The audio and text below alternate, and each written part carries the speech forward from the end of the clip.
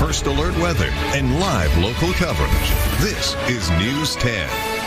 Today, drone safety was the center of a hearing before the State House Oversight Subcommittee on Homeland Security and Foreign Influence. The CEO of Airspace Link, Michael Healander, testified. Airspace Link is a Michigan-based company. It's one of only 5 organizations nationwide approved to manage drone airspace on behalf of the Federal Aviation Administration. Healander outlined the steps the state needs to take to safely handle a rise in the number of drones expected to take to the skies.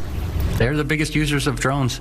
How do we support them in this turbulent time of Chinese-made drones and U.S.-made drones, and how do we incentivize and balance that? So, and again, I always go funding. I'd say the policies would be try to do it balanced. The drone industry is expected to dramatically grow in the coming years. That's due in part to commercial use, including using drones for delivery services.